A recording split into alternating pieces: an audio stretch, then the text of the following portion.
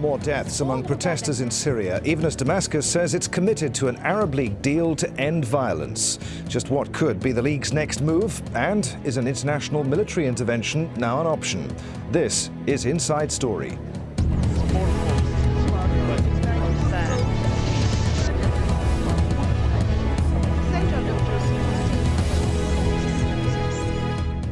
Hello, welcome to the programme. I'm Adrian Finnegan. What's usually a joyous time descended into violence and death as the first day of Eid was celebrated in Syria. At least 16 people were killed in the western city of Homs, a hotbed of anti-government protest since the uprising began in March. The crackdown came as Qatar's foreign minister called for Arab states to meet next Saturday to discuss Syria's failure to meet obligations outlined in an Arab action plan to end the crisis. Prior to the meeting, the Arab League had warned that failing to respond to the Arab solution will cause, quote, catastrophic results in both Syria and the entire region. Well, on Saturday, the leader of the Syrian National Council, the main opposition, addressed the nation, warning that the embattled president, that his days in power were numbered. He also urged help to protect the civilians during what he called the days of tyranny. He said, quote, the Opposition Council has submitted a formal request to both the Arab League and United Nations to send international observers to Syria to help protect civilians. Well, for more on this, we're joined by our three guests today. Here in Doha, Louay Safi, a member of the Syrian National Council. From Cairo, Abdullah Alashaal, Professor of International Law and Politics at the American University in Cairo. And joining us on the line from Damascus is Bassam Abu Abdullah, a Professor of International Relations at Damascus University. Gentlemen, welcome to Inside Story. If we'll start with you, Bassam Abu Abdullah. Professor, why hasn't the government of President Bashar al-Assad implemented the agreement that it made, the deal that they reached in Cairo last week? Thank you very much for having me in your program. But I want to explain to many people who are today watching us about the situation in Syria. Generally, in all the territories of the Syrian Arab Republic, there is no problem except one place now. This is the hot spot in Homs. I will tell you some information about what's going on in Homs. First of all, there is no demonstration as some wanted to show that there is a demonstration against the government and etc. Most of the Syrian people, they are supporting reforms, they are supporting President Assad, and they are supporting the civil reforms which we can transform to a democratic stage. I think I'm supporting that, and most of the Syrian people supporting that. But when we are talking about Homs, we are talking about a terrorist group. And I will tell you that yesterday, the Sham group, they discovered more hundreds of the terrorist killers, I can tell them, and Hizb ut-Tahrir and some extremists, Wahhabi extremists. The Syrian army and the Syrian security forces, they could yesterday in Homs Cobra rockets, the anti-tanks weapons. We are talking not a normal people. We are talking about real terrorist groups who are absolutely, some of them not Syrian, because the way how they are attacking the schools, they are attacking not only schools, hospitals, civilian buildings, and either the mosque, they are attacking everywhere. And to show you how the United States is involving in the internal affairs of the Syrian Arab Republic, what the Department of State mentioned 2 days ago when they talked about to the terrorist group that they should not hand over their weapons and benefit from that. Okay, Professor. Because of that, Professor, you understand what's going on. Professor, forgive me for interrupting you here. People are supporting, but the Arab initiative should help Syria to overcome the crisis, not to be as on the shoulders of the Syrian people. Professor, in one of his only comments since Wednesday's agreement was reached, President Assad has said that his forces were taking a stand against terrorism and outside interference, and that they had to win the battle that they were fighting. You mentioned the United States. Who are these terrorist groups that you talk about here? What is their motive in stirring up what you say is this violence in Homs? And incidentally, I take issue with the fact that you say that this violence has been confined to Homs. I've been reading the news for the past few days on al-Jazeera, and we've been reporting incidents of violence in several other places across the country. The terrorist group, I called them in the Sham, Hizb ut-Tahrir from Lebanon, and they have a heavy weapons, and I think the Syrian authorities, they will show a lot of evidence, and today they have some reports from on the Syrian TV, some information, and I think the General Secretariat, they get a lot of information from the Syrian authorities about what's going on inside Syria. We should differ between the people who wants really, or between the civilian normal opposition who wants to have a dialogue, who wants to develop their country, and that kind of opposition who are working for the interests of the other countries, not for their people.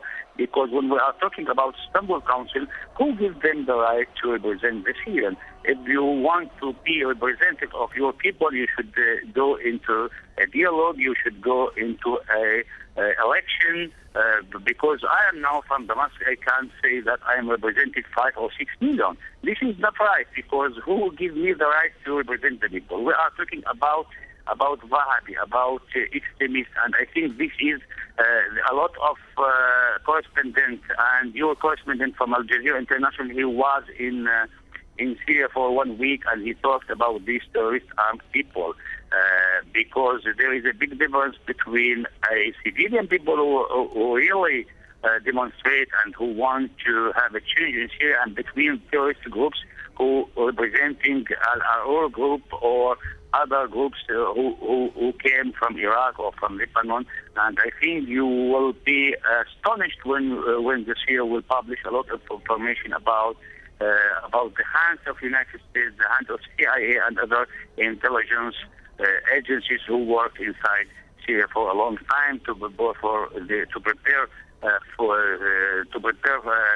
plans against Syria. And I think now a lot of information we can publish, but I think I can give you that what kind of demonstration when we are killing nurses yesterday in Homs, nurses when you are taking them, and teachers and monasteries, and when you are talking about attacking the hospitals, the schools, these people, they are terrorists, absolutely, and I think any security forces in Britain or United States or any civilian government should protect its people against this kind of criminal group, not more than that. All right, Professor, for the moment, thank you. Let's bring in Louay Safi then here in Doha, member of the opposition Syrian National Council. What do you make of what you just heard? Well, what we heard is just this is piece of the disinformation campaign to confuse the public in Syria and to deflect criticism from the outside.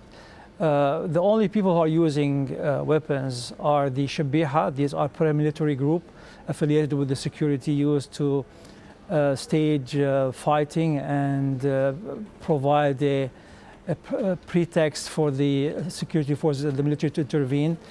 And most recently, we started to see some defectors from the military, those who have been ordered to shoot civilians. Some of them couldn't take those kind of orders and started to fight, those who are giving them the orders. But the demonstrators have been peaceful from day one. For 8 months now, they have been demonstrating. All the footages that we have show that really these are peaceful people coming out without any weapons, with only signs protesting the regime and asking most recently for its downfall. We began by asking Bassam Abu Abdullah why the Assad regime had not implemented the deal that they signed up to in Cairo last week. I put it to you that it perhaps shows that it is not the government, it's the military that's running the show in Syria, the security services, and that they will do whatever they want, regardless of what initiatives the government signs up to. That's true. From the beginning, we noticed that the security chiefs were running the show. Early on, when the political advisors of the president talked about the president coming out to acknowledge mistakes and to start reform, what happened is that the president came out just to threaten the public and to say he's willing to fight anyone who is demanding a change of the government. So you are right. The security chiefs are running the show, and in fact, all we hear is those mouthpieces of the regime trying to deflect criticism and to confuse the public. All right, let's bring in Abdullah Alashaal, Professor of International Law and Politics at the American University in Cairo. I want to talk to you about the Arab League in just a moment, Professor. But first, I just want to get a response to something that Bassam Abu Abdullah was saying there when he made accusations about the US and involvement of the CIA. Is it really in the West's interest to see the Assad regime fall? Now, to what extent is it better the devil you know? The US surely would not want to see the Syrian Sunni majority uniting with their Iraqi counterparts over the border and conspiring against both governments. Israel has every reason to want a stable, known entity in power on its Syrian flank. Turkey, too, its security and commercial interests in Syria. It's not in anyone's interest, is it, to foment violence and to destabilize the Syrian government? Yes, I think it's very clear that Syrian government had been targeted by the United States and Israel before that. And it was very clear as well that any loophole in the relations between the government and the people, this had been to be exploited by the CIA and Mossad. And they are very attentive for any move on the Egyptian side, on the Syrian side. So now we have a mix of cards. The first card is that the government had been in fact targeted. The second card is that the people are suffering. The third one is that the reality is missing.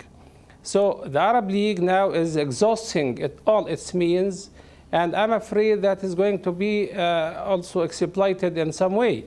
So where is the reality in this? What we see now on the screens is that the people are killed. At the same time, the government is still adopting the story of having a conspiracy against Syria.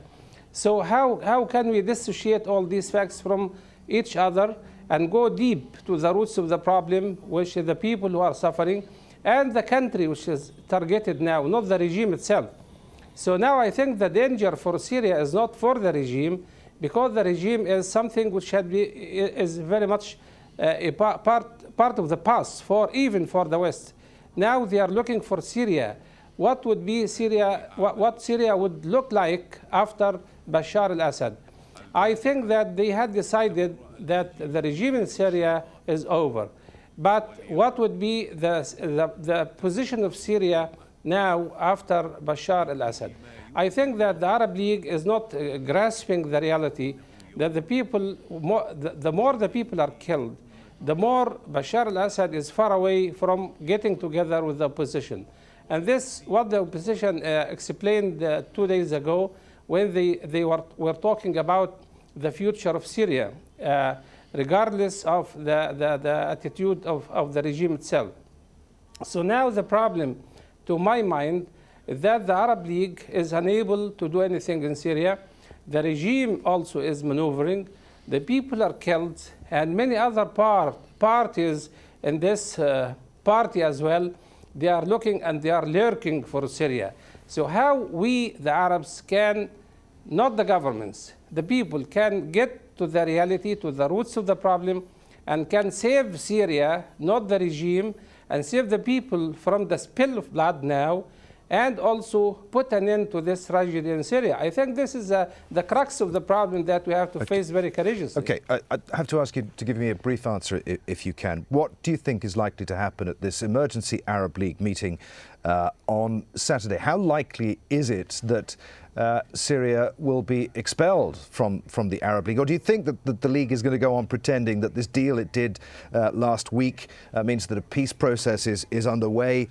I mean, destroying what little credibility it has left? Or do you think even that the Arab League could split over the Syrian issue?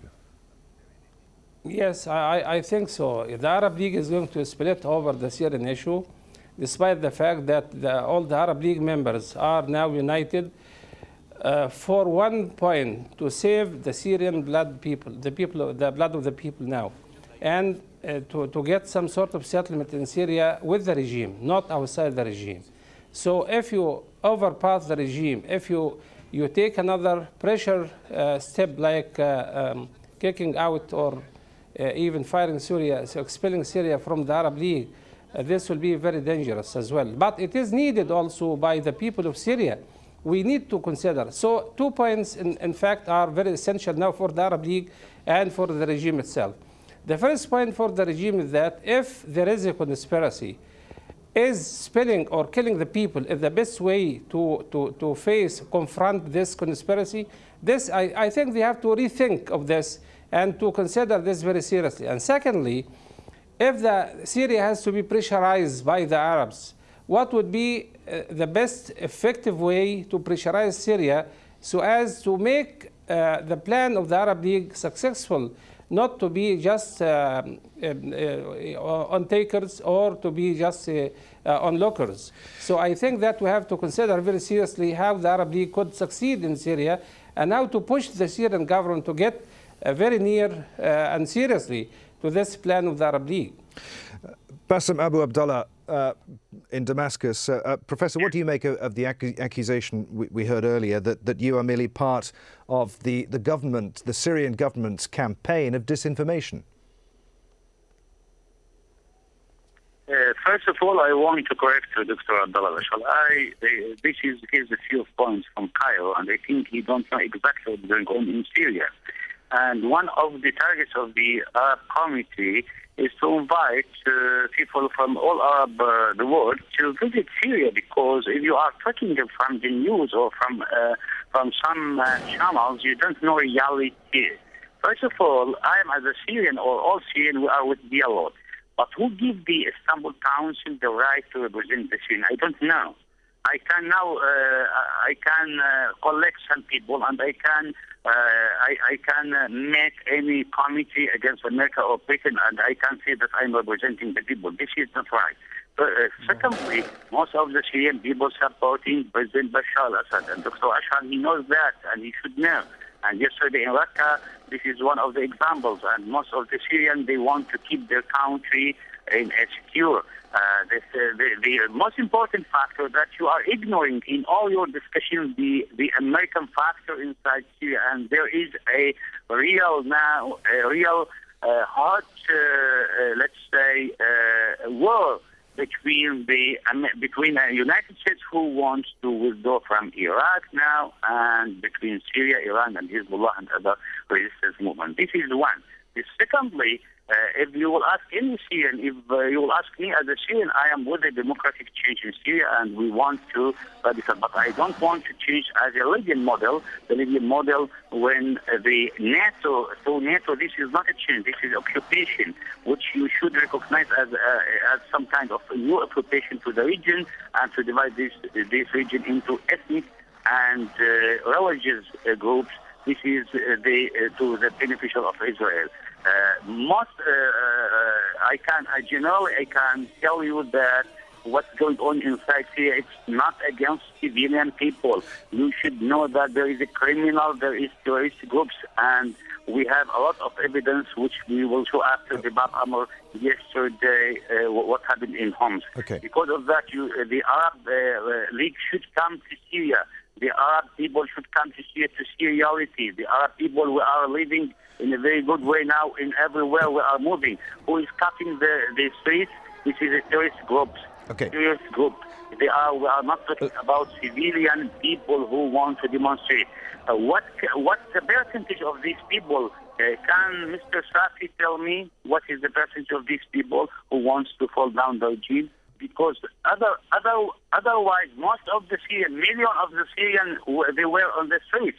They are supporting President Bashar Assad. And Dr. Alashaal, who is talking about after Bashar, I will tell him, no, you are dreaming, and President Bashar will stay in Syria, and through election, we don't want to talk about President Bashar without election. All right, Professor Louay Safi, let me ask you what you think the Arab League should do at this emergency meeting on Saturday. The opposition was quick to point out, quick to dismiss this roadmap that was agreed to last week, saying it merely helps Assad play for time, that he can continue to crush the uprising while engaged in some form of ill-defined dialogue. What do you want to see coming out of Saturday's meeting?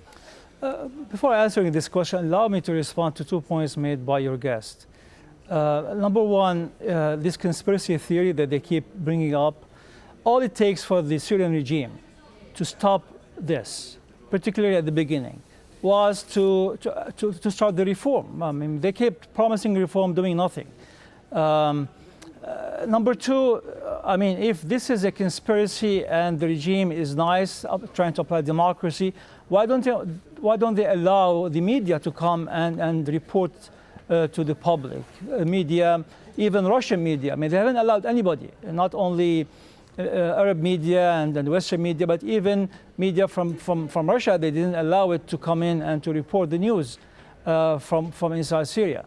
So I think there is a lot of disingenuity in the statement that was made by your guest from Damascus. The regime is a dictatorship, is not allowing people to form parties. There is no freedom of expression. Okay. All right. And that's facts known by everybody now. Very briefly, because we're running out of time. What do you want to see the Arab League do? Arab League, I mean, what we expect at this point really is the Arab League to declare the Syrian regime in violation of its commitment. They said that they will implement those conditions put to them. They implemented nothing. For the last 3 days, Homs has been bombarded heavily by rocket launchers and artillery, and that's really, this escalation started after the Syrian regime made the commitment. So the Arab League must first declare the regime in violation of its agreement, and then I think it has to be delegitimized. People who kill their citizens, government that killed its citizens cannot be legitimate, and has to be delegitimized by the Arab League. And from there, I think there's a need to increase the pressure. I believe that the regime feels it's covered by Russia and China. Probably this situation will change soon, but they should not feel that they can kill with immunity. They should feel that they would be held responsible for their actions.